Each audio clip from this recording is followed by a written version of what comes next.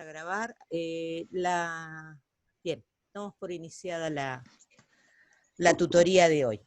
El objetivo de la tutoría de hoy es presentarles en general la materia, explicarles cómo vamos a trabajar. Quiero que entiendan bien cuál es la lógica que vamos a seguir, que vamos a llevar adelante. Vamos a repasar cuáles van a ser los recursos y ya ir acordando. Y discutir básicamente este texto de Chantal Mouffe, que un poco nos coloca en situación. Por lo menos en la perspectiva que la materia tiene en relación a la cuestión de lo político y la política, ¿sí? La primera aclaración que voy a hacer es que estos videos de las tutorías, que van a ser siempre los miércoles a las 18 horas, una vez finalizados los voy a colgar en los viernes, ¿sí? ¿Qué dije? Cualquiera. Los viernes. Los miércoles de la otra materia, ¿no? Los miércoles de la otra materia. Los viernes a las 18 horas los voy a colgar en el canal de YouTube. Yo no pago dólares extra por el servicio, por lo tanto, salvo que nos regalen tiempo, las tutorías van a ser de 30 minutos y vamos a cortar. Lo que hice hoy es corté de 18 a 18:30 y después arrancamos a las 19, porque el otro día me llevó un tiempo bastante considerable el convertir el video para poder guardarlo, y no me permite utilizar Zoom desde ningún otro dispositivo, o sea, tengo que esperar a que termine la reconversión para poder habilitar nuevamente el aula. Así que bueno, previendo eso, le dejé un tiempo considerable. ¿Qué más? La otra cuestión es, bueno, que cambié el tema de las identificaciones de las reuniones. Emilio, creo que vos me lo habías sugerido esto el cuatrimestre pasado, ¿no? Esto de usar la misma identificación.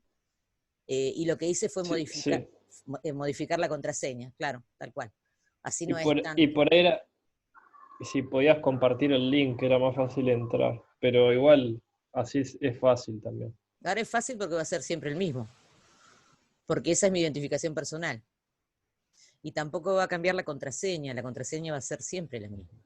Que en realidad es el nombre que yo utilizo generalmente, bueno, en mis correos electrónicos, en el de Hotmail. Ustedes tienen acceso al otro. Aunque ahora se anotaron por el de Hotmail, pero el de Gmail es mnegra678 y el de Hotmail es de mnegra69, que ese es muy viejo, ese lo armé a los fines de los 90, creo. Ese. No, a fines de los 90 armé el de Yahoo.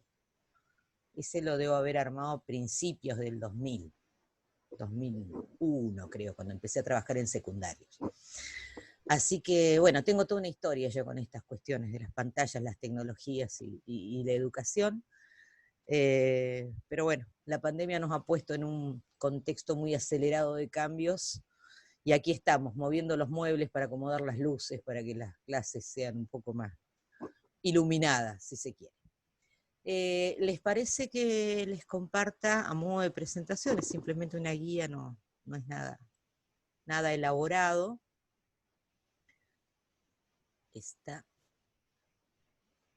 Acá estamos. Bien. Aquí estamos en la materia.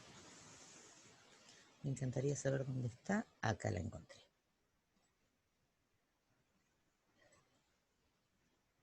¿Cuál es el planteo central de la materia?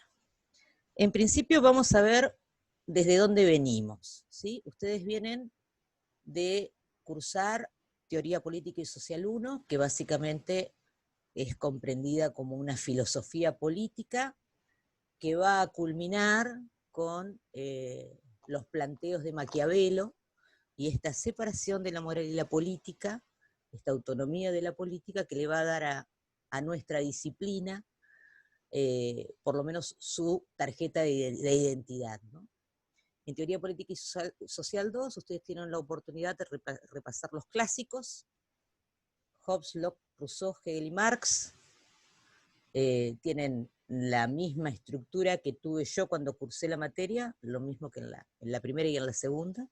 De hecho, fueron elaborados por más o menos gente que pensaba igual. Yo las hice con Atilio Borón, su adjunto era Rubén Dri, su jefe de trabajos prácticos era Tomás Barnevy, y las materias que ustedes están cursando las armó Tomás Barnevy, que hoy en día es titular de estas materias.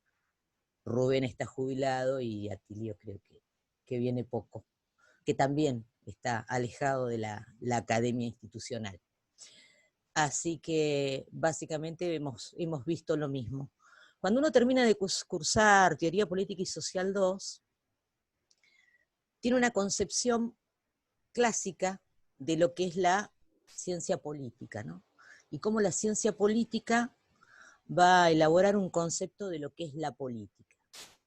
Cuando nos referimos a la concepción clásica de la política, en realidad estamos pensando en una concepción de tipo liberal, si se quiere, ¿sí? En donde la política es pensada como una esfera de administración, un ámbito en donde vamos a resolver los conflictos para lograr una paz social, ¿no? Y esta paz social llegaría a su máximo esplendor cuando lográramos concretar o materializar el interés general. Entonces, por eso cierran con Hegel, en Teoría Política y Social 2. Del lado de la crítica, también tenemos una concepción totalizante, si se quiere, ¿no? Que es la concepción de Carlos Marx, la concepción de la teoría crítica, que en realidad también plantea un marco teórico, si se quiere, una filosofía política para comprender el conflicto en la sociedad. A diferencia de los liberales, Marx entiende al conflicto como constitutivo de las sociedades. Sin embargo, a la larga, a lo largo del camino, el objetivo de Marx también es el mismo, es lograr una sociedad sin conflictos, ¿no? Supuestamente, una vez llevada adelante la revolución, lo que va a ocurrir es que el proletariado va a ocupar el aparato del Estado, va a llevar adelante una dictadura del proletariado, hasta que finalmente el Estado desaparezca y la sociedad comunista se materialice en un ideal concreto, ¿no? Entonces, ambas teorías, ambas miradas, en realidad lo que están planteando es el ideal, la utopía de una sociedad sin conflicto. Si uno mira lo que ha ocurrido en los últimos 100 años, lo primero que va a notar es que si hay algo que tenemos, es una sociedad con muchos conflictos.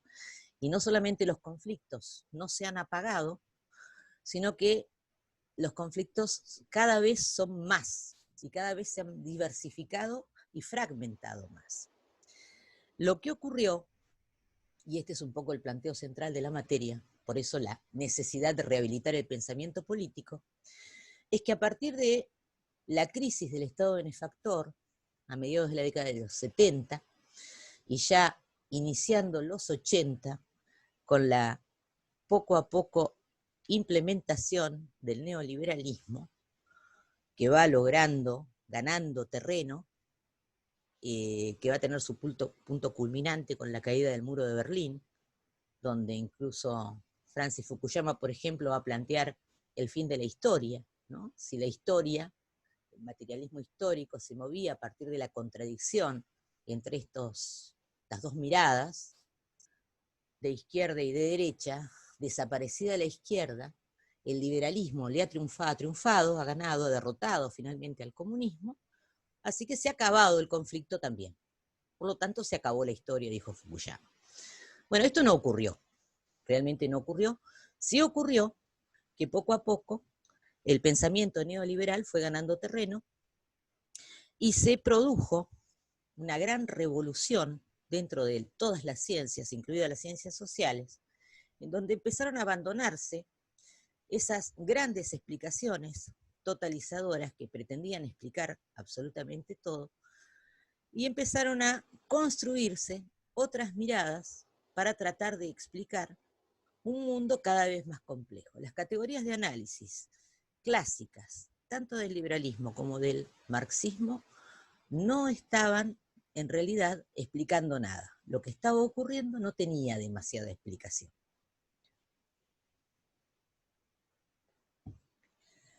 Ese es más o menos el pantallazo que tenemos. Por eso lo que se planteaba, esta materia originariamente la armó Isidoro Cheresky, ya está jubilado Isidoro, y lo que él planteaba desde la escuela francesa, ¿sí? Desde París 8, que fue donde él hizo su doctorado, desde todos los autores franceses, es que se habían caído los grandes metarrelatos. Y al caerse los grandes metarrelatos nos habíamos quedado sin un concepto, sin una conceptualización de lo que es la política y lo político. Se había vaciado de tal manera la teoría en relación a la política, al reducirse a la mera administración de los recursos públicos, en donde no tenía ningún tipo de incidencia, en tanto y en cuanto la organización social estaba en manos de un mercado, que no tenía nada que ver con los administradores, que eran los políticos, que además eran políticos profesionales, que nos habíamos quedado sin concepción, y nos quedamos sin categorías para explicar. Al no poder explicar nada, parte de estos pensadores, muchos de los cuales que vamos a ver, son en realidad pensadores que vienen del socialismo, de la izquierda o del marxismo, que se quebraron a partir del fracaso del proyecto socialista de la Unión Soviética, ¿sí? Ellos, por ejemplo, Lefort, que es uno de los que vamos a ver, muchos de estos pensadores que apoyaron todo este mundo feliz del socialismo, que lo entendieron como posible y que trabajaron para eso desde la intelectualidad, muchos de ellos se quebraron y se fueron para el otro lado, empezaron a plantear y a defender la mirada posmoderna, llegando incluso a plantear la imposibilidad del pensamiento de la razón. Nosotros nos vamos a quedar en un término medio. No nos vamos a ir ni a la posmodernidad de Lyotard o Lipovetsky, pero tampoco nos vamos a quedar en esta concepción clásica norteamericana de que la política es mera administración, que el conflicto en las sociedades es posible eliminarlo si logramos hacer una mejor distribución de los recursos y nos acercamos a un mejor ideal de justicia. Esto en realidad ya hemos visto que tiene bastante poco que ver con lo que ocurre en la realidad, ¿no? Estoy pensando en los intereses concentrados que cada día se concentran más y cada vez se cruzan más y cada vez se escapan de las categorías del Estado Nacional, por ejemplo. Bueno, esto es más o menos en la introducción. Lo que nos vamos a preguntar nosotros es, ¿cuál es la especificidad de lo político? ¿Qué es la política? ¿Y qué es lo político? ¿Qué pasa con la sociedad? Y lo que más nos va a interesar, además, es analizar y reflexionar sobre la democracia, ¿no? ¿Qué tipo de democracias estamos construyendo? ¿Qué tipo de democracias tenemos? ¿Cómo podemos mejorarlas, ¿no? Esta es la idea. Primero comprenderlas, para después poder aportar y mejorarlas. ¿Qué lugar queda para la democracia? El programa está dividido en 2 bloques. El primero de los bloques es donde vamos a analizar distintas miradas, distintos análisis de lo político y su relación con la política y lo social. Vamos a ver estos autores: Carl Schmitt, Hannah Arendt, Lefort, Rancière y Laclos. Y yo decía que había incorporado la cuestión de género, el enfoque de género, como una categoría transversal en la ciencia política para tratar de identificar en los autores, y también, ¿por qué no?, en nuestras construcciones intelectuales, los sesgos machistas o patriarcales que sin querer tenemos. Y de hecho, el primer tema que vamos a trabajar es precisamente el género y la ciencia política. yo elegí dos autoras que me parecen más que interesantes y centrales, que son Nancy Fraser y Carol Pateman. Nancy Fraser, de hecho, es de izquierda, si se quieren ubicarla en el espectro derecha-izquierda. Es socialista, es norteamericana, pertenece a una universidad norteamericana, pero está claramente posicionada desde el pensamiento crítico, y es sumamente interesante. Lo mismo que Carol Pateman. Carol Pateman trabaja la categoría de el espacio público, ¿no? Esta cuestión de el espacio público vedado a las mujeres. En Arendt tenemos también otra pensadora, filósofa, imagínense, judía alemana, filósofa y feminista, ¿no? Contemporánea al tiempo del nazismo. Todas las tenía, pobrecita. Hay una introducción que le hacen en la condición humana, muy interesante, donde plantean que Hannah Arendt era considerada una gran filósofa, ¿no? Una gran mujer, una de las grandes pensadoras contemporáneas, que a diferencia de los arribistas, ella era una paria, ¿no?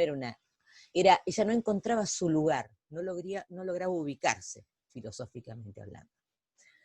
El caso de Chantal Mouffe, yo el primer texto que leí de Chantal Mouffe, lo leí, de hecho, en este diploma que yo les decía que había hecho en Flaxo de Género y Políticas Públicas, ¿no? Ella hace su planteo en pro de esta equidad de género. Ellos se incorporan junto con Laclau, después lo vamos a ver en la siguiente parte de la clase, cuando analicemos su texto, incorporan a los feminismos dentro de los movimientos sociales que deben ser sumados para la construcción de esta nueva identidad que pueda disputar la lucha contrahegemónica a partir de la construcción de un nuevo identitario, ¿no? La coloca de este lado del antagonismo, por eso los reincorporan, los suman. Así que el pensamiento de ellos es necesariamente con enfoque de género. El caso de Carl Schmitt es diferente, no sé si lo han leído a Carl Schmitt.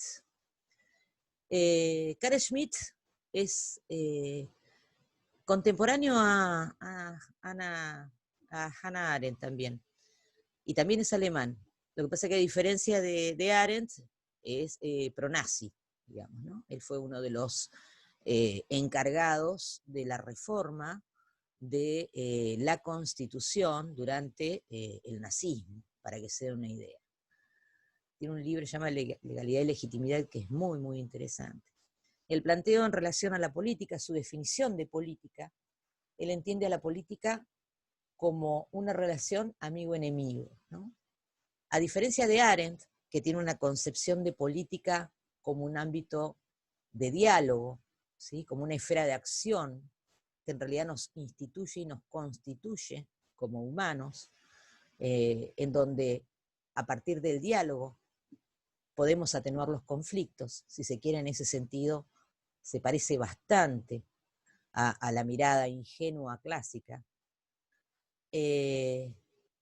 A diferencia de ella, Carl Schmitt, cuando ve la sociedad, lo que ve es conflicto.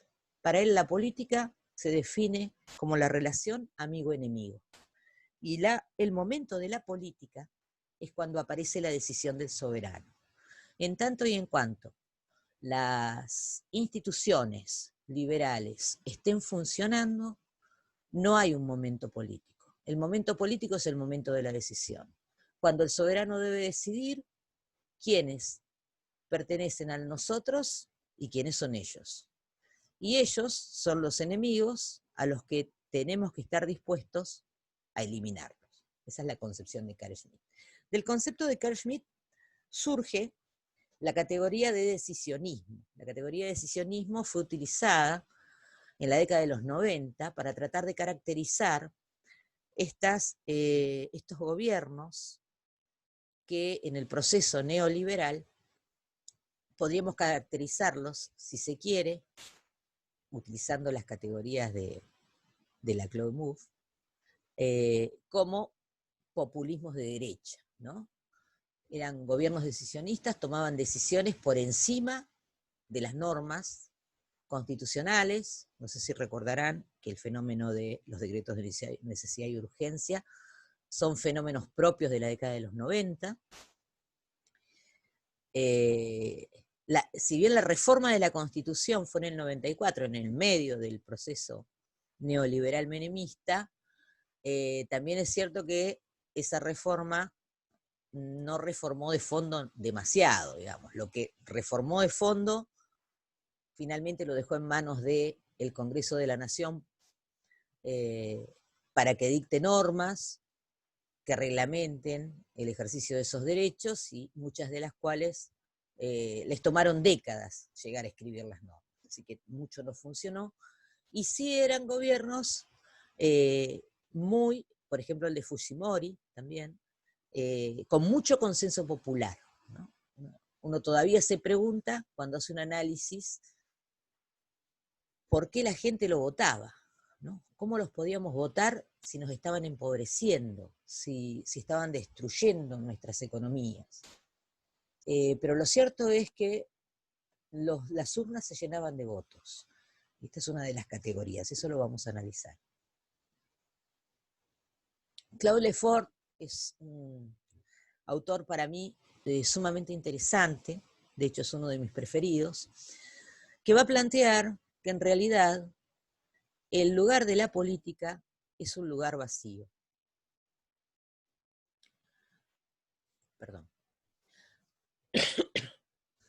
Lo que plantea Lefort es que en realidad cuando caen las monarquías, luego de las revoluciones burguesas, luego de la Revolución Francesa, luego de la aparición de esta concepción de república, lo que va a ocurrir es que el voto popular va a tener que determinar a quién va a obedecer. Hasta este momento todo venía dado, ¿sí? El lugar de la política lo ocupaba el rey, y eso era indiscutible. A partir de acá, ese lugar queda vacío. Y lo que los ciudadanos tenemos que hacer es tratar de resolver cómo ocupar ese lugar de la política. ¿Quién va a ocupar ese lugar de la política? Lefort es muy interesante porque es muy crítico. Él es uno de los que participaba en una de las revistas de izquierda, de hecho, clásica, en la década de los 60. Es un excelente exponente del pensamiento crítico, que luego del fracaso del proyecto soviético va a terminar corriéndose de donde estaba y va a hacer replanteos a su pensamiento. Hace una crítica interesante a la cuestión judía y para mí es uno de los que mejor explica la existencia de los derechos humanos y cómo esta aceptación de los derechos humanos abre una posibilidad de ampliación de derechos antes inexistente, y que además permite generar una gran defensa al avance de los totalitarismos. Arendt creo que ya la han visto, si han cursado sociología política, por ejemplo. Con Arendt tenemos, bueno, la categoría de totalitarismo, ¿no? La cuestión del terror, como una nueva categoría de análisis para poder comprender los nazismos. Arendt es muy crítica de la sociedad burguesa, absolutamente crítica. Está totalmente desencantada con todo esto. Pero también va a ser la autora intelectual de esa idea del derecho a tener derechos, ¿no? Que realmente ha movilizado y motorizado a los feminismos y ha sido uno de los estandartes. El caso de Rancière también es muy interesante. Para Rancière, a diferencia de los que consideran que la política es consenso, es la búsqueda de acuerdos, la búsqueda de contratos, él piensa que no, que en realidad la política aparece cuando hay desacuerdo. Y el desacuerdo tiene que ver con que aparecen partes, grupos en la sociedad que no están siendo reconocidos, que no están siendo escuchados y que empiezan a levantar su voz. Y no es una cuestión de mera confusión, sino que es una cuestión de que no se pueden escuchar, ¿no? Entonces, necesitan necesariamente volver a replantear esa sociedad, es sacudida y debe ser vuelta a pensar. Ese es el momento de la política, que es el momento en donde quienes están siendo dejados de lado empiezan a ser partes y a constituirse en el grupo social. Y bueno, la Chloe y Chantal Mouffe van a presentar su teoría de la democracia radicalizada, que no es lo mismo que la democracia radical, que van a plantear básicamente, van a pretender, de hecho, ellos se presentan como una nueva lectura del marxismo. Lo que intentan es replantear el marxismo.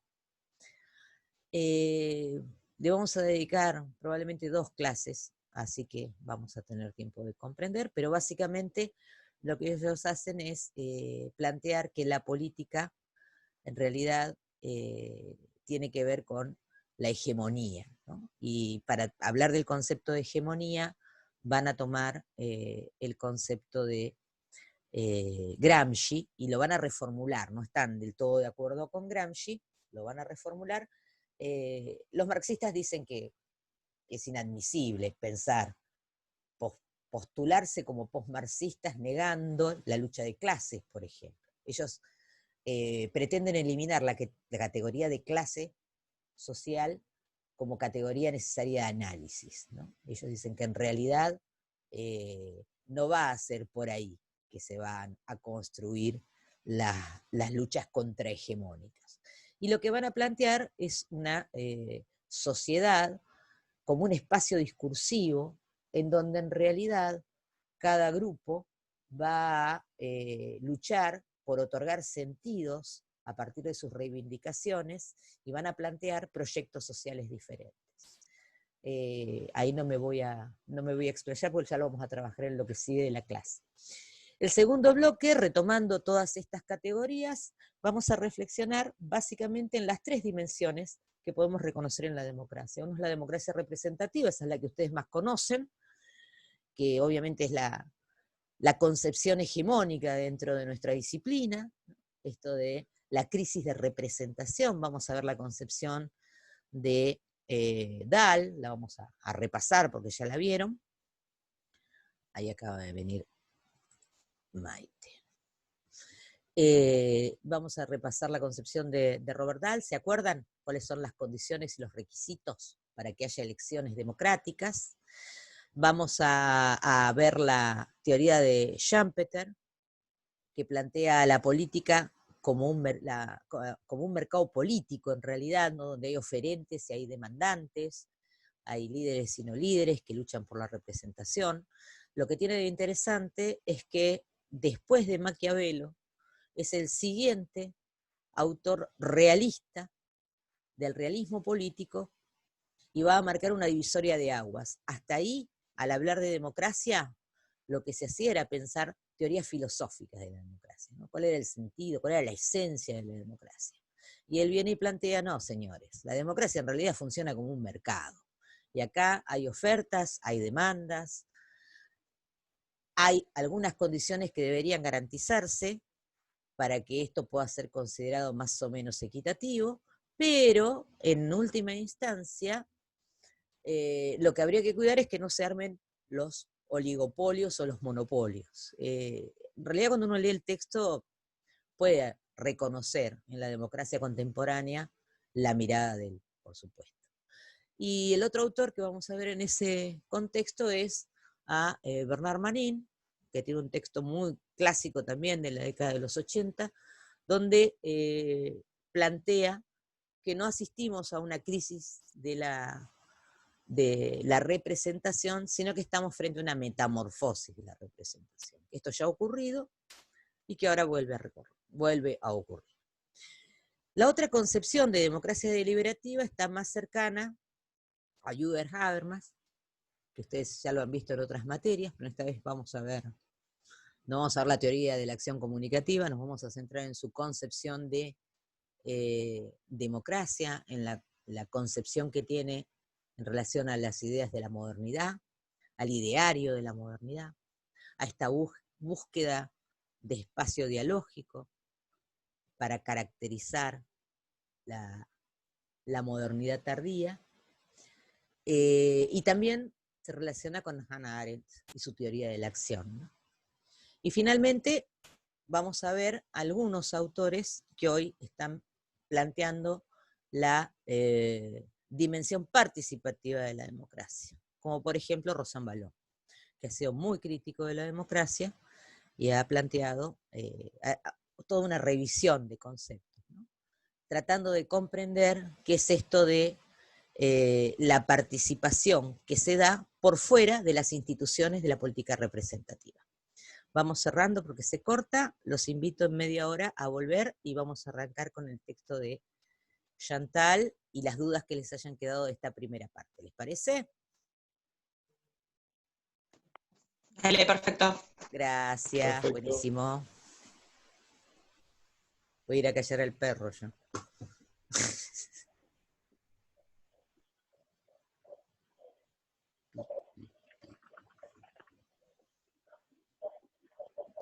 Bien.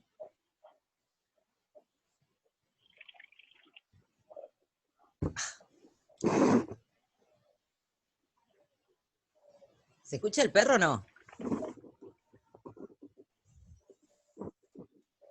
Está aullando afuera. No sabés lo que